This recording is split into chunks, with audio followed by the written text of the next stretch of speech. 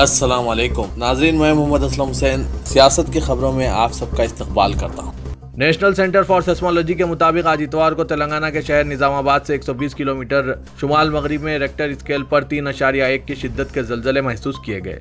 इतवार की सुबह तकरीबन 8:15 बजे रियासत में जलजला 19.43 तौलबलद और 77 तौलबलद पर 5 किलोमीटर की गहराई में आया। जलजले के झटके सुबह सुबह महसूस किए गए। इतवार होने की काफी लोग महख्वाब थे, लेकिन बहुत सारे लोगों ने जलजले के झटके महसूस किए और हालत खौफ में घरों से बाहर निकल गए। कोई जानी व माली नुकसान की इत्तला नहीं है। हिंदुस्तान के कुछ मुस्लिम तंजीमों का ख्याल है कि आरएसएस के साथ बातचीत जारी रहनी चाहिए और इन मसाइल का जल्द अज जल्द हल होना चाहिए जो दोनों बरादरियों के दरमियान तनाज़ात का बायस बन रहे हैं। जमात इस्लामी हिंद, जिसके नुमाइंदे ने आरएसएस के रहनुमाओं से मुलाकात की, कहा, हमारी राय है कि आरएसएस के साथ बातचीत जारी रहनी चाहिए क्योंकि वो हुकूमत पर असर और रसूख रखते हैं। अपनी वजाहत में उन्होंने कहा कि हम जंग में नहीं हैं, इसलिए हमें उम्मीद है कि बातचीत के मुस्बित नतायज सामने आएंगे। एक और मुस्लिम दानिश्वर जिसने एक बार इन लीडरों से मुलाकात की थी, उन्होंने नाम जाहिर न करने की शर्त पर कहा कि गाय के जुबा के मामले पर कम्युनिटी को तफसीली रद्दअमल के साथ आना चाहिए क्योंकि इस केस में मुसलमान मुलविस नहीं है और यह अब एक कारोबारी मसला बन गया है। उन्होंने कहा कि इम्कान है कि लखनऊ में all India Muslim personal law board की आज इतवार को मीटिंग में इस मामले पर बहस की जाएगी। रद्दअमल नामूर मुस्लिम शहरियों और मजहबी तंजीमों ने आरएसएस लीडर इंद्रेश कुमार से 14 जनवरी को दिल्ली के साबिक एलजी नजीब जंग की रिहायशगाह पर मुलाकात के बाद इनके रद्दअमल में सामने आया है और बरादरियों में हम आहंगी के मसले पर बातचीत की थी। आसाम के वज़ीर आला हिमंता बसवा शर्मा ने हनमालीपुर में एक जलसे-आम से खिताब करते हुए कहा कि भारतीय जनता पार्टी ने राम जन्मभूमि पर बाबर के कब्जे को हटाकर अयोध्या में राम मंदिर तामीर किया। उन्होंने दावा किया कि बाबर ने इस जगह पर कब्जा कर लिया था जहां राम की पैदाइश हुई थी। आसाम के वज़ीर आला ने कहा, हमने राम जन्मभूमि पर राम मंदिर बनाने का अहद लिया था जब हमारी हुकूमत आई। बाबर ने इस जमीन पर कब्जा कर लिया था जहां राम पैदा हुए थे। आज हमने बाबर को हटा दिया और तामीर शुरू कर दी, एक अजीमुशान राम मंदिर की। दिल्ली की अदालत ने शहरियत तरमीमी कानून के खिलाफ तहरीक में पेश रहने वाले मारूफ तलबा लीडरान शर्जिल इमाम, आसिफ इकबाल तन्हा और सफूरा जरगर समेत 11 मुलजिमीन को जामिया में हुए तशद्दुद के केस से डिस्चार्ज कर दिया, यानी इन पर कोई मुकदमा चलाए बगैर ही इन्हें केस से बरी कर दिया गया। लेकिन इस फैसले में एडिशनल सेशन जज अरुल वर्मा ने पुलिस के केस की और इसकी तफ्तीश की जिस तरह से धज्जियां उड़ाई है वो दिल्ली पुलिस को बहुत दिनों तक याद रहेंगे। दिसंबर 2019 में जामिया मिलिया इस्लामिया में तशद्दुद के वाक़यात से मुतालिक केस में एडिशनल सेशन जज अरुल वर्मा ने यह हुक्म सुनाया है। पुलिस ने इन तलबा लीडरान पर आईपीसी की मुख्तलिफ संगीन दफात के तहत केस दर्ज किया था, लेकिन सेशन जज ने पुलिस की कहानी पर यकीन करने से इनकार कर दिया, बल्कि अपने हुक्मनामे में पुलिस के रवैये पर सख्त तनकीद की।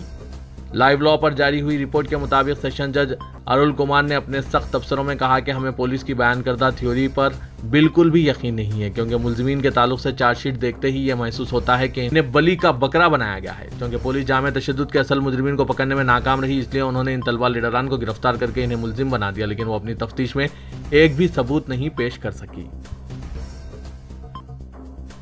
हिंडनबर्ग रिपोर्ट के भंवर में फंसे सनतकार गौतम अडानी और अडानी ग्रुप ने चंद दिनों में अर्श से फर्श तक का सफर तय किया है। इस रिपोर्ट के सामने आने के बाद अडानी ग्रुप पर गम का पहाड़ टूट पड़ा है।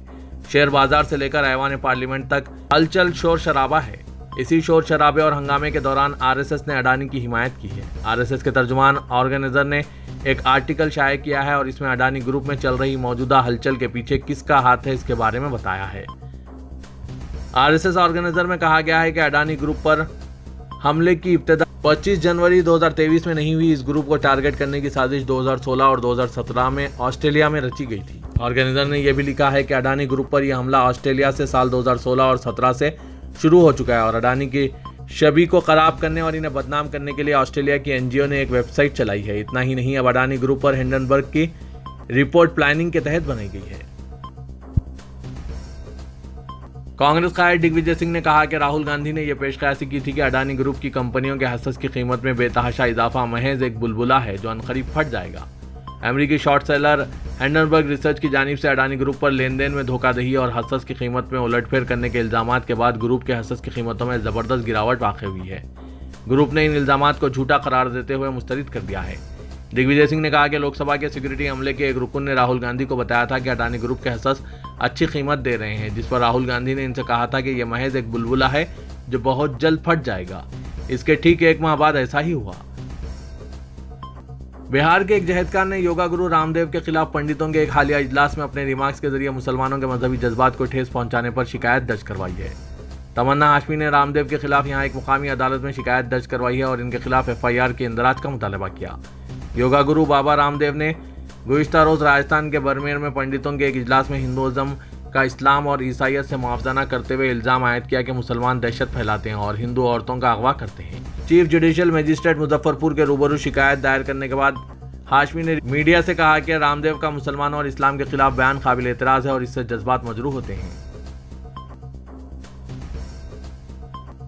आसाम के चीफ मिनिस्टर हिमंता बसवा शर्मा ने कहा है कि कम उम्री में शादियों के खिलाफ मुहिम 2026 में आइंदा असेंबली इंतखाबात तक जारी रहेगी। एक सरकारी बयान में कहा गया है कि कम उम्री में शादियों के खिलाफ क्रैकडाउन के तहत रियासत में 2250 से ज्यादा अफराद को गिरफ्तार कर लिया गया। बयान में कहा गया है कि मजमूई तौर पर कम उम्री में शादियों के खिलाफ 4074 FIR दर्ज की गई और 2258 अफराद को हफ्ते को गिरफ्तार किया गया। विश्वनाथ जिले में 139, बारपेटा में 128, भोबरी में 127 अफराद को गिरफ्तार किया गया।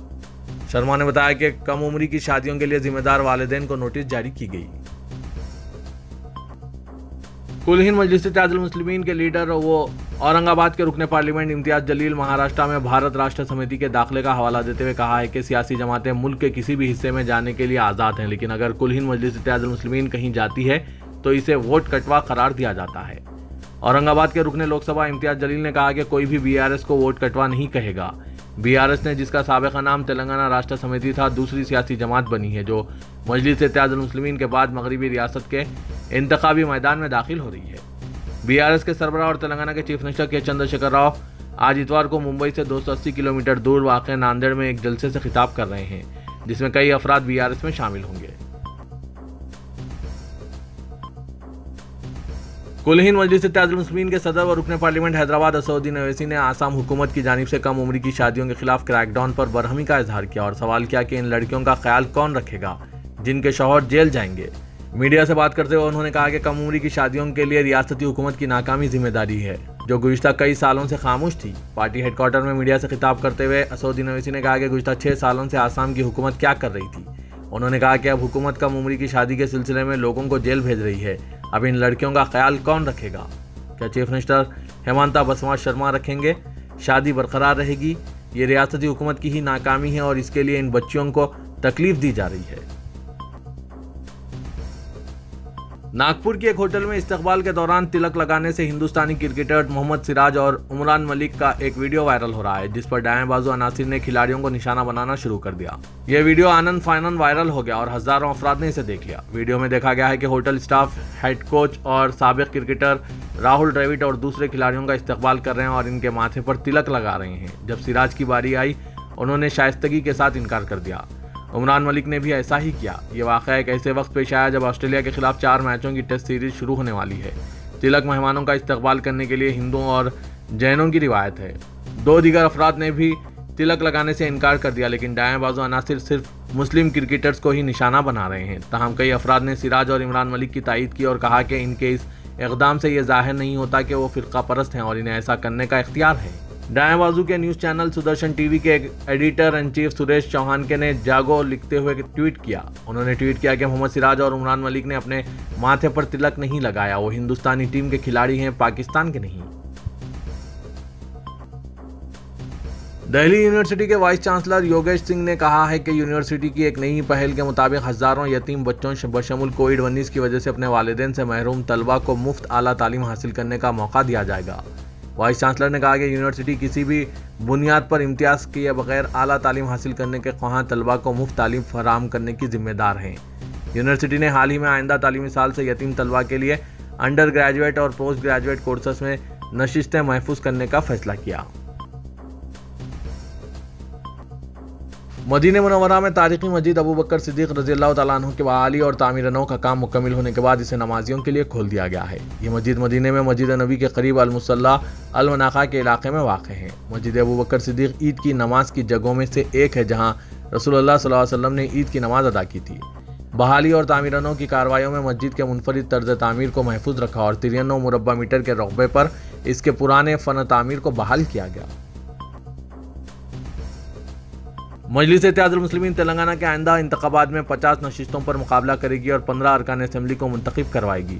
कायदे ऐवान मुक़न्नना मजलिस अकबरुद्दीन अवैसी ने गवर्नर के खुतबे पर मुबाहसे के दौरान ये बात कही। उन्होंने तहरीक तशक्कुर मुबाहस के दौरान रियासती वजीर KT रामाराव की जानिब से मजलिस के 7 अरकान असेंबली पर किए गए रिमार्क का हवाला देते हुए कहा कि वो रियासती वजीर को इस बात का तयक़ुन देते हैं कि आइंदा असेंबली में मजलिस के 7 अरकान असेंबली नहीं होंगे, बल्कि मजलिस रियासती असेंबली के इंतखाबात में 50 नशिस्तों पर मुकाबला करेगी और इस सिलसिले में वो अपनी जमात के सदर से बात करेंगे।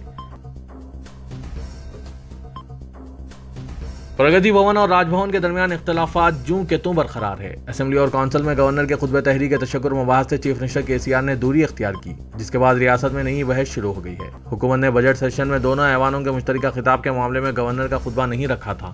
गुज़िश्ता साल की तरह इस साल भी गवर्नर के खुतबे के बगैर बजट सेशन शुरू करने का मंसूबा तैयार किया गया था। हुकूमत ने बजट को मंजूरी के लिए राजभवन रवाना किया था। गवर्नर तमिलिसाई सौंदरराजन ने इसको मंजूरी नहीं दी, जिस पर हुकूमत हाईकोर्ट से रुजू हुई थी। हाईकोर्ट की मुसालिहत पर हुकूमत और राजभवन के वकला ने आपस में मुशावरत की। हुकूमत ने असेंबली में गवर्नर के खुतबे का एहतमाम करने से इत्तेफाक किया, जिसके बाद गवर्नर ने बजट को मंजूरी दी थी। जुमे को गवर्नर ने असेंबली में दोनों ऐवानों के मुश्तरका इजलास से खिताब किया। चीफ मिनिस्टर KCR ने असेंबली में गवर्नर का इस्तकबाल किया था और दोनों खुशगवार मूड में नजर आए थे, जिससे अवाम में यह पैगाम पहुंचा कि चीफ मिनिस्टर और गवर्नर के दरमियान जो नजरियाती इख्तिलाफात थे वो खत्म हो चुके हैं। 5 माह से जो बिल्स राजभवन में ज़ेर इल्तवा थे, इसको भी मंजूरी मिल जाने की तौक़ी की जा रही थी। शेड्यूल के मुताबिक आज असेंबली और कौंसिल में गवर्नर के खुतबे पर तहरीक तशक्कुर मुबाहस थे, ताहम चीफ मिनिस्टर KCR आज असेंबली और कौंसिल को ही नहीं पहुंचे। पुराने शहर के इलाके चंदानगुट्टे में पुलिस ने कार्रवाई करते हुए बड़े पैमाने पर धमाका अशिया जब्त कर लिया। इस धमाका अशिया की पुराने शहर में दस्तयाबी से सनसनी फैल गई है। इत्तला के साथ ही पुलिस ने धावा करते हुए बड़ी मकदार में मौजूद धमाका अशिया को जब्त किया। इस मौके पर assistant commissioner of police Falaknuma division Sheikh Jahangir ने बताया कि इलाका पीली दरगाह के करीब से पुलिस ने धमाका अशिया को जब्त किया और 3 अफराद वेंकट रेड्डी, अजीज और रमेश को गिरफ्तार कर लिया, जबकि दीगर मफरूर बताए गए हैं। पुलिस ने बताया कि तकरीबन 600 जिलेटिन स्टिक और 600 डेटोनेटर्स को जब्त कर लिया, जो एक कार में सरबराह किए जा रहे थे। इन धमाकोशियों को चट्टानों को तोड़ने में इस्तेमाल किया जा रहा था या फिर इनके जरिए किसी साजिश को अंजाम देने की कोशिश की जा रही थी। पुलिस इस बात की तहकीकात में जुट गई है। ऐवान में गला फाड़ने, चीखने या चिल्लाने से कुछ नहीं होता। ऐवान के कुछ उसूल व ज़वाबित होते हैं। मजलिस के 7 अरकान असेंबली होने के बावजूद इन्हें 1 घंटे से ज़्यादा वक्त फराहम किया जा रहा है, जबकि BRS के 105 अरकान हैं, फिर भी इन्हें 1 घंटा ही वक्त फराहम किया जा रहा है। रियासती वजीर KT रामाराव ने कायदे मुक़न्नना मजलिस पार्टी अकबरुद्दीन अवैसी की बरहमी पर जवाब देते हुए इन ख्यालात का इजहार किया। अकबरुद्दीन अवैसी मुख्तसर असेंबली सेशन के इनेकाद पर बरहमी का इजहार कर रहे थे, जिस पर वजीर KTR ने कहा कि वो अपोजिशन लीडर की हैसियत से BAC इजलास में शिरकत करते हुए तय करते हैं। उन्होंने ऐसा क्यों नहीं किया। इनके इस रिमार्क्स पर अकबरुद्दीन अवैसी ने कहा कि उन्होंने क्यों शिरकत नहीं की वो इस बात से वाकिफ करवा चुके हैं और BAC इजलास में खुद chief minister K Chandrashekhar Rao ने भी शिरकत नहीं की, तो इस पर वजीर क्या कहेंगे। दोनों कायदीन में लफ्जी झड़प जारी थी और अकबरुद्दीन अवैसी ने माइक में बात करने का मशवरा दिया और कहा कि वो जो कह रहे हैं इसका जवाब बगैर माइक के ना दिया जाए, बल्कि रिकॉर्ड्स पर इसका जवाब दिया जाए। अकबरुद्दीन अवैसी ने बहस के दौरान कहा कि वो तसादुम नहीं चाहते। उन्होंने वजीर के जवाब पर कहा कि वो बर्दाश्त की आदत डाल लें और अदम बर्दाश्त का शिकार ना हो। अकबरुद्दीन अवैसी और KT रामाराव के दरमियान लफ्जी झड़प को बंद करवाने के लिए स्पीकर असेंबली पोचाराम श्रीनिवास रेड्डी की कोशिशों के बीच वजीर उमूर मुक़न्नना वेमला प्रशांत रेड्डी ने माइक लेते हुए अकबरुद्दीन अवैसी को मशवरा दिया कि वो गुस्से पर काबू रखें और जिन पर गुस्सा है इन पर दिखाएं, ना कि हुकूमत पर बरहमी का इजहार करें। इन दिनों नशे की हालत में गाड़ी चलाने वालों के खिलाफ पुलिस की जानिब से सख्त कार्रवाई और इक़दाम किए जा रहे हैं। नशे की हालत में गाड़ी चलाने वालों को जेल भी मुंतकिल किया जा रहा है, लेकिन अगर पुलिस ही नशे की हालत में अगर गाड़ी चलाए और ये हरकत अगर दौरान ड्यूटी की जाए तो फिर ऐसे अमले के खिलाफ क्या कार्रवाई होगी, क्योंकि पुलिस में पेट्रोलिंग ड्यूटी खास अहमियत की हामिल होती है। मौका वारदात पर पहुंचना, किसी कार्रवाई को फौरी अंजाम देना और फौरी हरकत में आते हुए इक़दाम करना, इलाके में हर तरह की सरगर्मी, नकल व हरकत, मुजरिमाना सरगर्मियों पर रोक और नज़र रखना हर वक्त, बिलखुसूस रात के औकात में चौकसी, अमन व सलामती की अहम जिम्मेदारी पेट्रोलिंग अमले के कंधों पर होती है। लेकिन जब पेट्रोलिंग अमला ही फर्ज से लापरवाही करे तो फिर समाज का हाल क्या होगा। शहर में पंजागुट्टा पुलिस अमले की हरकत सोशल मीडिया पर वायरल हो चुकी है। पेट्रोलिंग अमला अपने फर्ज को दरकिनार करते हुए ड्यूटी के दौरान शराब नोशी करते हुए रंगे हाथों पकड़ा गया। पुलिस की गाड़ी को सड़क के किनारे रखते हुए बाज़ाब्ता पिकनिक के अंदाज में सड़क किनारे शराब की बोतल, मुर्ग, तंदूरी से लुत्फ अंदोज हो रहे थे। इन मुलाजमीन को यह भी परवाह नहीं थी कि वो ड्यूटी पर मौजूद हैं। साथ ही इन्हें वर्दी का लिहाज भी नहीं रहा। पुलिस की वर्दी और खिदमत को रुस्वा करते हुए ये मुलाजमीन पुलिस शराबनोशी कर रहे थे। अहरम मंजिल इलाके में वाक़ एक शॉपिंग मॉल के करीब सड़क के किनारे पेट्रोलिंग की गाड़ी को रोककर मैनोशी में मगन थे। हर गम से आज़ाद, ड्यूटी की फिक्र से दूर बड़ी शराब की बोतल, तंदूरी चिकन के साथ मज़े लूट रहे थे कि इन्हें सेलफोन के जरिए कैमरों में कैद कर लिया गया और अभी इनके खिलाफ कार्रवाई का इंतजार रहेगा।